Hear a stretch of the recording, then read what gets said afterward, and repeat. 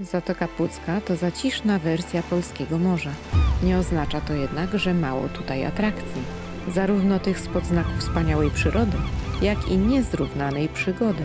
Odkryj osadę Słowian, zatopione i nie tylko wraki oraz rezerwat, gdzie jest ptaków moc.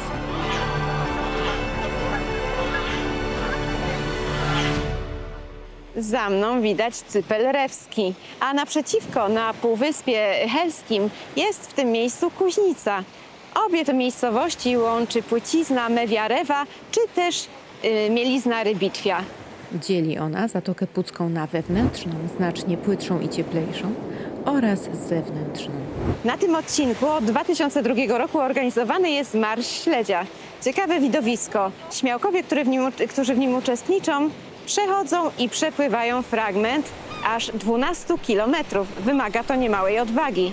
Dlatego poszczególne etapy nazywają się wiara, syndrom Mojżesza i próba. A ty byś się odważył? Wielu ochotników w okolicach zachodu słońca wędruje piaskiem, a gdy ten się kończy, to wstępuje do morza.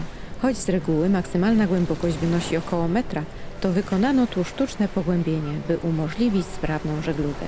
Ten fragment trzeba przepłynąć. Mielizna to cmentarzysko wraków. Jest ich tu zatopionych ponad 20. To ciekawe miejsce nurkowania. Jeden z nich to ORP Kujawiak, radziecki okręt podwodny. Był wydzierżawiony Polsce, a po latach służby został zatopiony, by służyć dalej jako okręt cel. To samo miano nosił okręt, który w czasie II wojny światowej sławił się w obronie Malty. Opowiadaliśmy o nim w naszym filmie o tej słonecznej wyspie.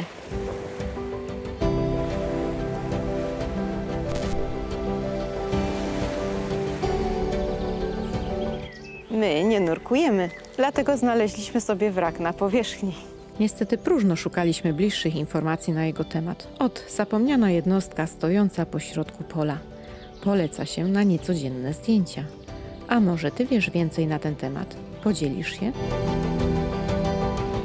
Inne stare drewniane konstrukcje stanowią wspaniałą i chyba zbyt mało popularną atrakcję. To osada słowiańska Sławutowo.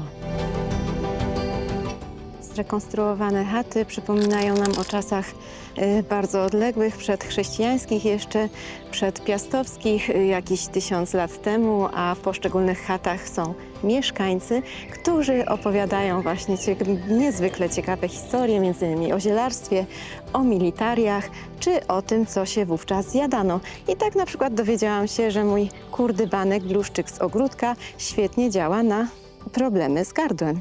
Albo, że wiedźma to dawniej ta kobieta, która wie, a niewiasta to ta, która nie wie. Gród składa się z 8 chat, a prawdziwą siłą są tu przewodnicy, którzy przepełnieni pasją fantastycznie opowiadają o naszych początkach. Gdy Perun władał piorunami, a Marzannę, boginię zimy, trzeba było utopić, by mroźna złowroga pora roku wreszcie odeszła.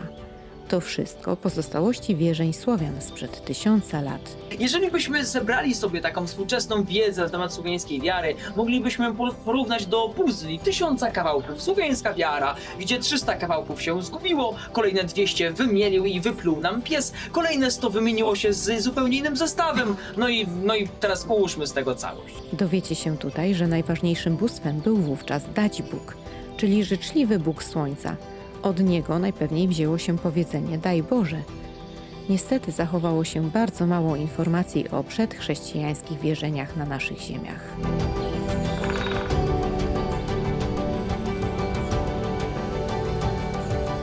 Wracając do osady, gorąco polecamy Wam to miejsce. Klimat jest tutaj niesamowity, będziecie zadowoleni. Nawet najmłodsi docenią obecność miłych zwierzątek. Zostaw łapkę w górę i komentarz, jeżeli miejsce przypadło Ci do gustu tak jak nam.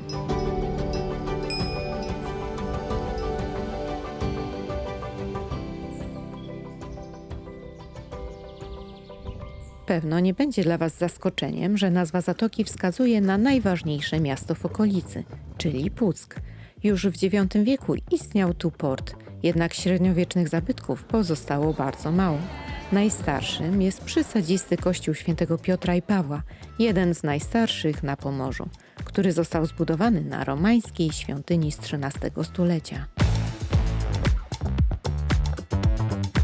Kościół sąsiaduje z portem, a tym samym z wodami Bałtyku. To w tym miejscu odbyły się zaślubiny Polski z morzem, kiedy generał Haller wrzucił w wody Bałtyku pierścień, tym samym pieczętując odzyskanie przez Polskę dostępu do morza. Dziś Polacy chętnie z tej okazji korzystają i na zielonej plaży chętnie wypoczywają. Nie jest ona bardzo obszerna. Pod względem wielkości przypomina raczej plażę nad jeziorami niż nad Bałtykiem. Ale za to wody są tu bardzo spokojne. W morze wychodzi molo, a na nim postawiono restaurację. My wybraliśmy jednak inną, klimatyczną miejscówkę. Jeśli jesteście team rybka, to mamy fajną polecajkę dla Was. Bardzo fajna smażalnia w Pucku u Budzisza. Podobno uchodzi za najlepszą w tym mieście. Liczba turystów to poświadcza. My zaraz też się przekonamy. Dziewczyny mają flądry, a Łukasz sobie wziął halibuta. Wystrój bardzo fajny, kaszubski, sentencje również. Pozwólcie, że nie będę czytać. A z tyłu za mną widoczek na morze. Rzadko kiedy nadmorskie miejscowości mogą pochwalić się obszernym i urokliwym rynkiem. Inaczej jest z Puckiem. Tutejszy plac główny jest bardzo przyjemny, otoczony kamienicami z drugiej połowy XIX wieku. Wcześniejsza zabudowa ucierpiała od licznych wojen, poczynając od potopu szwedzkiego. Puck postawił na ławeczki, co bardzo chwalimy. Ja siedzę obecnie na herbowej. Jest łosoś oraz lew, czyli zwierzęta, które występują w puckim herbie.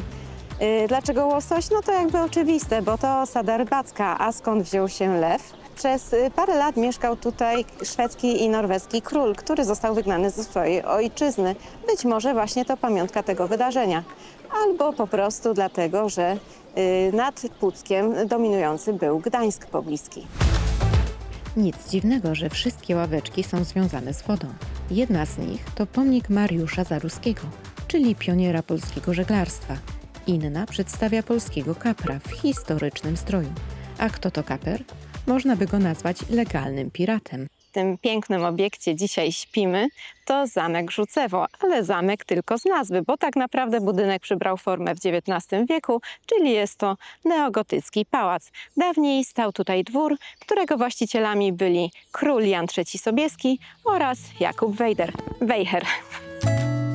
To chyba najpiękniej położony w Polsce pałac. Od morza dzieli go zaledwie 100 metrów. Bardzo cieszyło nas śniadanie na tarasie z takim widokiem. A po jedzeniu niespieszny spacer nad gładką taflą wody. Plaża nie jest typowa dla Bałtyku. Z szerokimi piaskami, parawanami i falami głośno odbijającymi się od brzegu. Woda jest tu spokojna, podobnie jak i brzeg, bez tłumów. Choć nie byliśmy sami. Ale tutaj dużo meduz. Pamiętam ten obrazek z kolonii, kiedy byłam, wstyd się przyznać, jakieś 40 lat temu, że pobliskim tutaj żyli strzewie i wtedy też ich tutaj było tak strasznie dużo. Meduzy bałtyckie nie parzą, są bezpieczne dla człowieka, przynajmniej te, które widzimy tutaj. Najprawdopodobniej to hełbia modra i podobno żyją tylko kilka miesięcy, czyli praktycznie jeden sezon. Szkoda, jak wyrzuca je morze na brzeg, to wtedy giną niestety. Jeżeli chcecie jeszcze bardziej poobcować ze zwierzętami, to w przypałacowych budynkach są konie, kozy, a nawet świnie. Polecamy zamek Rzucewo na inny, dużo spokojniejszy wypoczynek nad Bałtykiem. Warto tak spędzić czas, odpoczywając w takt szumiących fal, bez obaw, że ktoś obok rozłoży się z parawanem.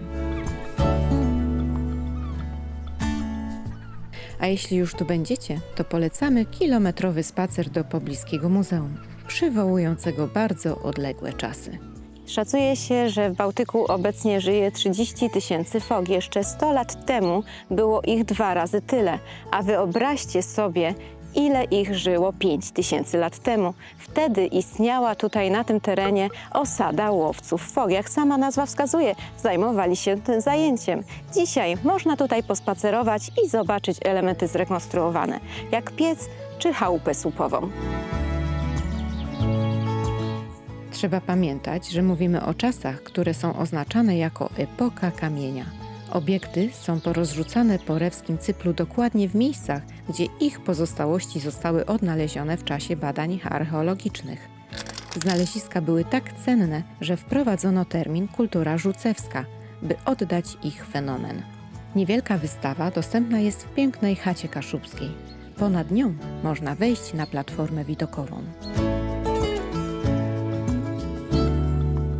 Jak przystało na wakacje rodzinne, nie zabrakło też atrakcji przeznaczonej dla naszej kochanej sześciolatki. Wybór padł na Czarogrody w Celbowie. To kraina, która ponoć znajduje się po drugiej stronie liścia, pełna czarów i magicznych istot. Z nasion wyrośli tu wielcy czarodzieje Albin i Maniewit. Tak przynajmniej twierdzą twórcy tego magicznego miejsca. Jest tu wiele pięknych i kolorowych figur oraz posągów przywodzących na myśl wspaniałe baśniowe opowieści. To raj dla maluchów. Tutaj jest dużo atrakcji dla dzieci w moim wieku. Bardzo dużo. Nawet nie wiem, jak się zdecydować. Dlatego też Amelka biegała z uśmiechem na twarzy od jednej do drugiej. Największą frajdą było piana party, do którego próbowano też wciągnąć dorosłych.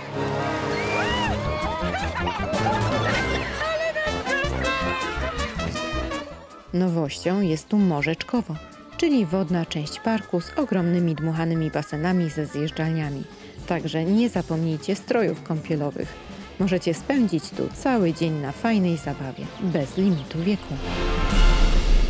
Dla nas cały dzień wśród tylu ludzi to za dużo. Dlatego przemieściliśmy się do ustronnego i zarazem pięknego przyrodniczego miejsca.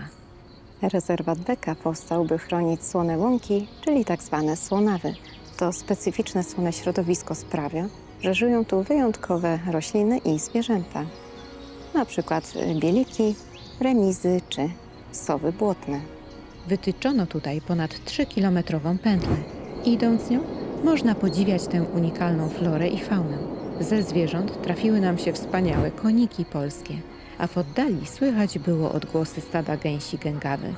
Na szczęście dron ziemowit nie miał ograniczeń przestrzennych i przybliżył nieco wspaniałość tej przyrodniczej ciekawostki.